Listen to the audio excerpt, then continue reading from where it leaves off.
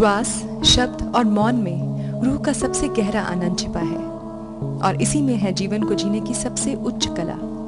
श्री श्री रविशंकर, जिन्होंने 1982 में art of living foundation की नींव रखी, कहते हैं कि मनुष्य की हर भावना का रिश्ता उससे जुड़े श्वास से है और श्वासों पर काबू पाना ही आनंद का द्वार भी है। इसी कला को उन्होंने सुदर्शन क्रिया के रूप में भेंट किया है और सच में इसी क्रिया ने अनगिनत जिंदगियों को उनके हिस्से की शांति और सामर्थ्य से पहचान कराई है।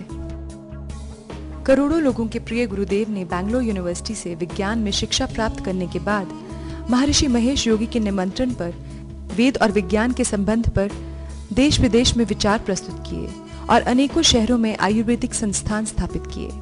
वक्त के साथ श्री श्री ने न सिर्फ बहुतों को सरल और सहज जीवन जीने की राह दिखाई है, बल्कि उनकी आर्ट ऑफ लिविंग फाउंडेशन ने दुनिया के हर कोने में पहुंचकर करुणा और सेवा का हाथ बढ़ाया है। श्री श्री रविशंकर के साथ ये पल हम पिरो लाए हैं इस मुलाकात से। आपका हमारे शो में बहुत बहुत स्वागत है गुरुजी। स्पिरिचुअली आपके हिसाब से what is ailing people these days सबसे ज़्यादा?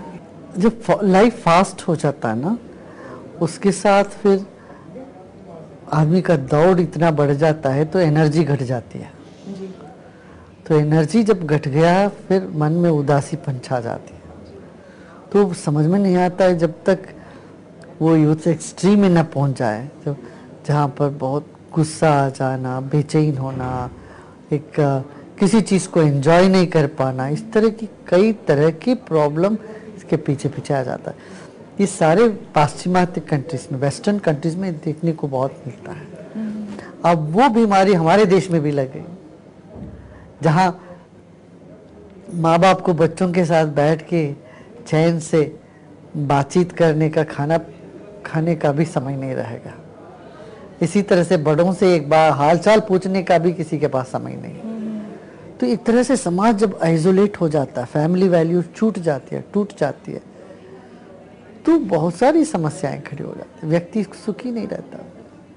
इसलिए बहुत ज़रूरी है व्यक्ति अपनी अंदरूनी शक्ति को जगाए। हाँ, सुदर्शन क्रिया करे, प्राणायाम करे, कीर्तन करे, सेवा करे। देखिए, सेवा जब करते तब भी शक्ति बढ़ जाती है और सुदर्शन क्रिया से बहुत ही सुंदर परिवर्तन आ जाता है लाइफ में। अगर आप प्लीज शेयर कर सकें, how Sudarshan Kriya happened to you, came to you in a state of meditativeness way back in 1982? हाँ, मैं उससे पहले भी हम प्राणायाम, योग सब सिखाते थे जी। ध्यान सिखाया करते थे।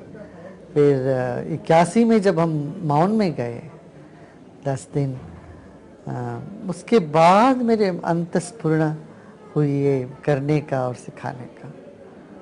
तो तब से एक बहुत बड़ा लहर उठ गया सारे विश्व में। आप दक्षिण ध्रुव के पास की जो तेरा देल फेगो है अर्जेंटीना में, वहाँ चले जाइए या उत्तर ध्रुव के ट्रोम्जे में चले जाइए, सब जगह आपको मिलेंगे लोग प्राणायाम सुदर्शन क्रिया करते हुए और गीत गाते, भजन गाते, कीर्तन गाते। तो आज दुनिया में 151 देशों ने इस ज्ञान को अपनाया, ताकि ये किसी व्यक्ति का नहीं है, ये ईश्वर का देन है। देखिए, किसी के दिमाग में तो सेल फोन का आइडिया आया, फिर उससे लेके उन्होंने सेल फोन बनाया। किसी के दिमाग में ये आइडिया आया प्लेन उड़ाने का, और दुनिया के हर मुल्क के लोग प्लेन का इस्तेमाल करते हैं। इसी तरह से ये जो ज्ञान है, योग विद्या है, प्राणायाम, सुदर्शन क्रिया, ये अनमोल है। अब दुनिया के सभी देश इसको अपनाने लग गए, तो हमारे देश में संकोच करने लगे। सांस से प्राण और प्राण से शरीर और शरीर मन सब जुड़ी हुई है। जैसे इस कुर्सी के 4 पहिए हैं, एक पहिया को पकड़ के खींचो तो बाकी सब अपने आप आ जाते हैं। इसी तरह से जैसे ध्यान में हम जाते हैं तो सांस की क्रिया उस वक्त बदल जाती है। सांस की क्रिया में जाते हैं तो ध्यान होने लग जाता है। फिर ध्यान के साथ साथ जीवन में खूबी खिलने लगती है, शील प्रकट होने लगता है, एक कैरेक्टर जिसको कहते हैं हम, अपने आप उसका उदय हो जाता है। फिर हमारा बिहेवियर चेंज हो जाता है, जिस नज़रिया से हम दुनिया को देखते हैं उसमें फ़र्क आ जाता है। इस तरह से बेनिफिट्स तो बहुत है। देखो, जब थक जाते हैं तो सो जाते हैं लोग, और सो के जब जागते हैं तो ताज़गी, एक तरह की ताज़गी महसूस होती है। मगर एक अवस्था है जागृत और सुषुप्ति के बीच की, जहां हम सोए भी नहीं हैं और बहिर्मुखता भी नहीं है जी। तो अंतर्मुख होने से कई बार मनोराज्य में लगे रहते हैं, विचार आंखें बंद करके सोचते रहते हैं दुनिया भर की चीजें, दिवा स्वप्न देखते रहते हैं, वो भी नहीं। ध्यान माने वो अवस्था जहां हम जाग रहे हैं अंदर से, भीतर से, मगर शांत है, कोई कुछ कर नहीं रहे। तो शरीर में भी विश्राम, मन के स्तर पर भी विश्राम, मगर जड़ता में नहीं, मगर जागृत अवस्था में, उसी को ध्यान कहते हैं। और ये पहले तो सीखना पड़ता है, किसी ध्यान शिक्षक के पास बैठ के 2-3 दिन सीख लिया इसकी तरीका कैसे मन को ऐसा करे कि वो सो न जाए और कुछ करे भी ना, आंख बंद करके सोचे भी नहीं और सोए भी नहीं। इस तरह की एक स्थिति में कैसे पहुंचे, ये कला है, ये सीखना जरूरी है। जैसे हम सबके हाथों में उंगलियां हैं, मगर इस उंगलियों को किस तरह से इस्तेमाल करें, प्रयोग करें, ताकि एक बाजा में सांझ निकले, एक संगीत सुर निकलना हो तो उंगलियों को इस्तेमाल करने का आना चाहिए। इसी तरह से मन, बुद्धि, चित्त, अहंकार हम सब में है, मगर इसको कैसे ध्यान में ले जाना है जी। ये एक कला है, तरीका है, ये सीखना जरूरी है। गुरुजी, आज की दुनिया में खास करके इतने सारे अलग अलग तरह की अलग अलग सेक्ट्स जो हैं, या वो अपने अपने तरीके की ध्यान बताते हैं। जैसे क्रिया योग है, या विपासना का अपना है, आर्ट ऑफ लिविंग का हमारा सुदर्शन क्रिया है। एक क्या तरीका सिर्फ एक ही होता है, और एक सीकर कभी कभी कंफ्यूज हो जाए, वो कैसे पहचाने कि उसका रास्ता या सही रास्ता जो भी है वो क्या है? वैसे मार्ग तो अनेक, तरीके तो अनेक हैं। अच्छा। पर आजकल का जो युवा है, या आजकल की जो काम पर जो प्रेशर है, जितना करना पड़ता है, इस एक परिस्थिति में कौन सा हमको बेस्ट सूटेबल होगा। देखिए, आज 10-10 घंटे बैठ के ध्यान करो, को ऐसा कहोगे आप किसी युवक को, तो उसके पास समय ही नहीं है। तो कम समय में अधिक से अधिक फायदा उठाना चाहता है एक युवा जी। और ये भी नहीं संभव है आजकल कि किसी को बोला अच्छा तुम ये करते रहो, कभी जाके तुम्हें कोई अनुभूति होगी। 5-10 साल 12 साल करो तुम तपस्या, फिर जाके तुम कुछ प्राप्ति करोगे। वो नहीं, आज सब हर चीज उनको थाली में चाहिए, अभी चाहिए।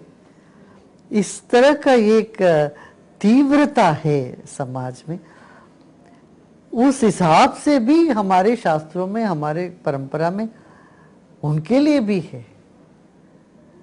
तो वही इतने तरीके के ध्यान हैं, उनमें से जो उनको सूटेबल करता वो ले ले।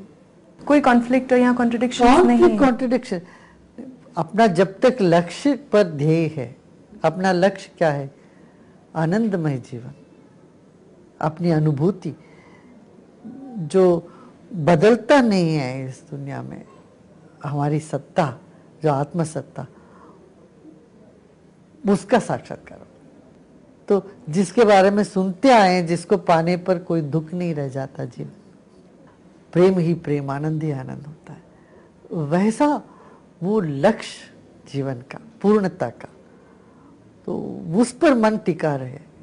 तो देखिए, जो आपको सूट करता है वो करो, उसमें नहीं होता है 2-3 साल के बाद नहीं, पर कुछ नहीं प्रभावित, उसका कोई प्रभाव नहीं पड़ रहा अपने ऊपर, मन पर, चित्त पर, तो फिर दूसरा कोई मार्ग अपनाओ।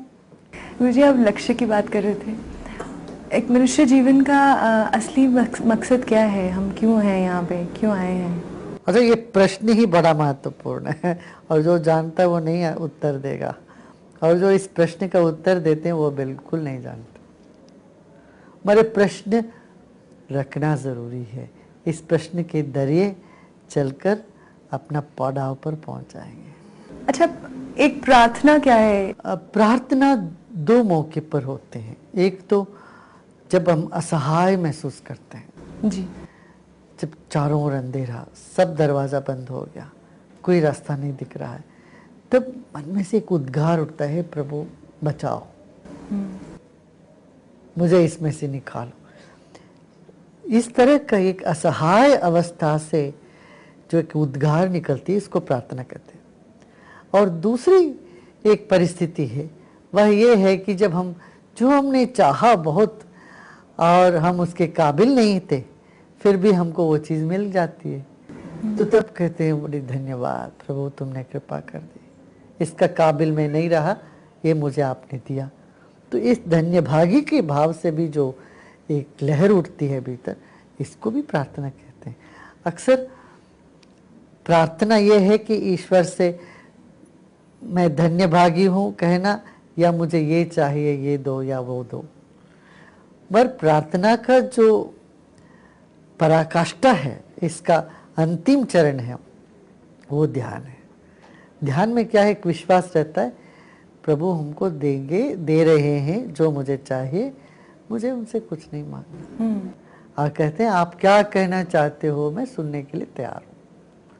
इस तरह से खाली हो जाना शब्दों से, ये प्रार्थना का अंतिम सीढ़ी है, वो ध्यान है। इसलिए ध्यान के बगैर प्रार्थना अधूरी रह जाती है जी। प्रार्थना के मार्ग पर चल के जो ध्यान में लगते हैं, इसको भक्ति ध्यान कहते हैं, भक्ति योग कहते हैं। अच्छा गुरुजी, एक बहुत बेसिक सवाल होता है, जब दिमाग खुला हो और हर इंसान अपनी लय में जीकर देखना चाहे, तो सही और गलत की पहचान क्या है? जो दीर्घ काल तक हमको सुख दे और कम समय के लिए उस परिस्थिति में दुख उठाना भी पड़े, तो वो ठीक है। अच्छा। जो कम समय के लिए हमें सुख प्रदान करे और दीर्घ काल तक उसका जो असर, दुख, उसको हम भोगना पड़े हमें, ये गलत चीज़ है। तो long term, short term Joy गलत है, लॉन्ग टर्म जॉय के लिए जो काम करते हैं वो सही है। अच्छा गुरुजी, आप अभी चाइना से होके आए हैं, उसका थोड़ा एक्सपीरियंस, बिकॉज अभी रिसेंट है, उसका एक्सपीरियंस थोड़ा सा अगर शेयर